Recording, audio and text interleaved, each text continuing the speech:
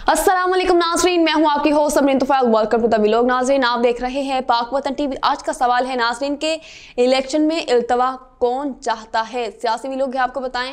Namvar column निगार सुहेल वड़ाइच अपने आज के कॉलम में लिखते हैं कि बाज़ दफ़ा खबर देने, अफवाज जो है अफवाह दर्ज करने या किसी को एक्सपोज करने का मकसद ये होता है कि इस मंसूबे को वक्त से पहले तश्त अज़बाम कर दिया जाए ताकि वो पाया तकमील तक ना पहुँच पाए। ये सहाफ़त की ताकत है और हम सब सहाफ़ी एक्सपोज करके नई गलत, गैर आइनी या गैर जमहूरी कामों को रोकने की कोशिश करते रहते हैं। लेकिन इलेक्शन के अल्तवा की अफवाह शाये करने का भी यही मकसद था। तवक्को के ऐन मुताबिक इस्तफा का मौसर तदारुक हो गया है और 8 फरवरी का इलेक्शन अब सर पर आ चुका है। लेकिन अभी तक सियासी जमातें इंतखाबी मुहिम शुरू नहीं कर सकी। ये तो आप भी जानते हैं कि वो गर्म माहौल जो होता है ना, गहमा गहमी होती है, वो अभी तक सज नहीं आई, हमें नज़र नहीं आ रही। वो अभी तक जो है माहौल नहीं बन पाया।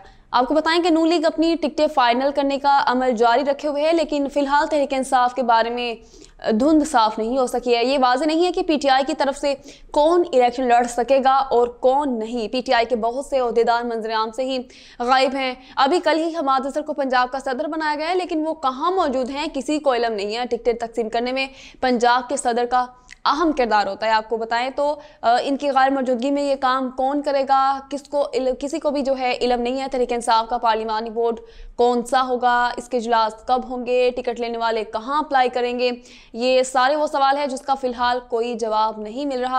आपको बताएं अब तो ऐसा लग रहा है कि लोग कागजात नामजदगी जमा करवा के ही पीटीआई की टिकट के लिए रुजू करेंगे। ऐसा लग रहा है कि तहरीक इंसाफ के हवाले से ये गैर यकीनी सूरत हाल इलेक्शन तक इसी तरह बरकरार रहेगी, जिससे तहरीक इंसाफ के लिए अपनी वोट की ताकत का भरपूर इस्तेमाल मुश्किल तर बना दिया जाएगा। अब जबकि इलेक्शन होने जा रहे हैं तो रियासती इदारे नए सिरे से नताइज के हवाले से अंदाजे लगा रहे हैं। वो अंदाजे क्या हैं आपको बताएंगे आज ही।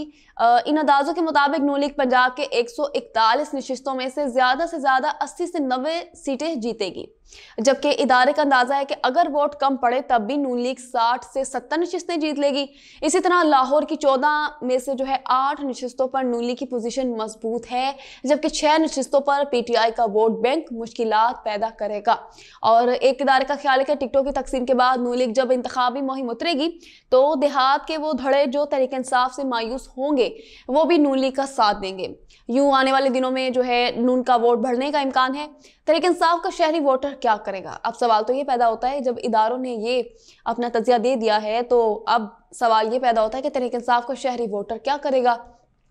इस बारे में इदारे अभी किसी हतमी नतीजे पर नहीं पहुंचे हैं। बहुत का ख्याल है कि खौफ और नाउमीदी की वजह से वोटरों की बड़ी तादाद घरों से नहीं निकलेगी, जबकि कई अफराद ये राय दे रहे हैं कि पीटीआई का नाराज वोटर इलेक्शन के इंतजार में है और वो इस दिन कतार अंदर कतार निकलकर सबको हैरान कर देगा।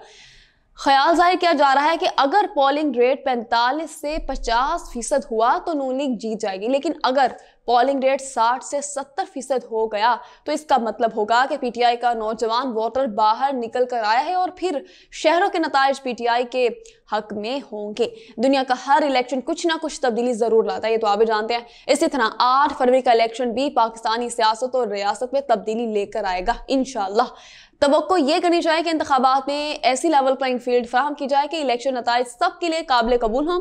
नताइज कबूल होंगे तो अगली हुकूमत चल सकेगी, वरना माजी की तरह धांधली ज़दा असम्बली और धांधली ज़दा हुकूमत का इल्ज़ाम चलता रहेगा। ना कोई लाडला होना चाहिए और ना कोई सोतेला। सब इस कौम के बेटे हैं, सभी को बराबरी और इंसाफ मिलना चाहिए। उम्मीद करती हूँ आपको आज का व्लॉग पसंद आया होगा। देखते रहिए पाक वतन टीवी। हमारे चैनल को लाइक कीजिए, सब्सक्राइब कीजिए, शेयर करना मत भूलिएगा। बेल आइकन को दबाइए ताकि अगले आने वाली वीडियो से आप आगाह रह सके। अपना ख्याल रखिएगा। अल्लाह निगहबान।